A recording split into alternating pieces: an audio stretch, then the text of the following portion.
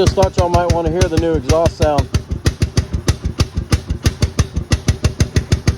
Just kidding. Hey everybody, Mishmash Moto here. Just going to give you a little update on the carburetor jet that I installed. It was a 115 and I didn't make any other changes to the carb. Left the 35 idle or pilot jet in there. Did not shim the needle. The only change was the 115 main jet, and was just going to let you know a little bit about it. I've been riding it now for a couple hundred miles and everything's going really good. It doesn't really have any issues at all. I'm very happy with it at this elevation.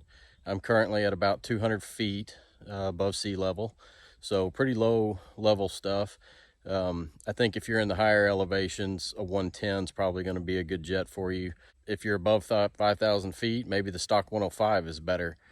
I did ride this bike up to 6,800 feet roughly, and it had no issues with the 105 jet. So kind of pick a 110 or a 115 if you want to make a main jet change. I would leave the 35 pilot jet. A couple other people have changed to a 38 and a 40, and they have not been happy with that. I personally haven't done that. I do plan to try one other combination just to see if it's any better, but I kind of doubt it's going to be. It's running really good with the 115 at this elevation. Again, 200 foot elevation roughly. Give y'all a little starting video. Turning the key on. You can see I'm not touching it. Starts up good, idles good.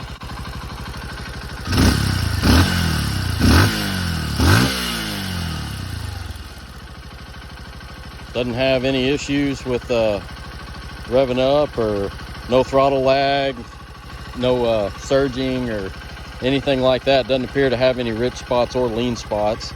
I think it's a pretty good setup as long as you're not too high in the elevation. So I wanted to talk about some of the performance characteristics of the jet change to the 115. The power is quite a bit better. The torque is really what you notice the most over the horsepower. And by that, I mean the grunt power, you know, the low end power. And not that the high end is not better as well, but you really notice it when you're climbing hills or when you're accelerating pretty hard in the higher gears. That's really where you notice the power change. My cruise, normal cruise on this bike was right at 50, and I can now cruise at about 55 with the same throttle setting. So that's gone up quite a bit, and I'm very happy about that. That's really all I ever expected out of this bike. Was I hoped that it would go 55 miles an hour on smooth, flat concrete with no wind, and it will do that now.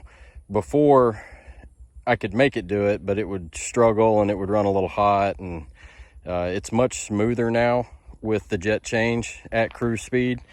So the bike really needed a little bit of extra fuel down here at the lower elevations. When we were up in the mountains, kind of up in the northeast and doing the Blue Ridge Parkway and all that, didn't really notice it quite as much. Power was down a little bit from the thinner air and all that. So if I head back that way, I'll probably go ahead and preemptively put a 110 jet back in it and carry the 105 and the 115 with me in case I need a change. But low level, I think the 115 and the 35 pilot's the way to go. If you're above probably, let's say somewhere around 1,500, 2,000 feet, the 110 jet may be the way to go. And then that way you don't ever have to fool with anything. So some other guys, if you've tested it up in those areas, please report back and let us know how everything's going. We need to share information on this and try to figure out what's the best jet for all applications for these, for anybody that wants to actually travel or take their bikes places and ride them in the mountains and down at sea level and so forth. Anyways, that's my 2 cents. Hope it helps you guys. Y'all have a good one. Stay safe. I'm going to show you again. Doesn't smoke.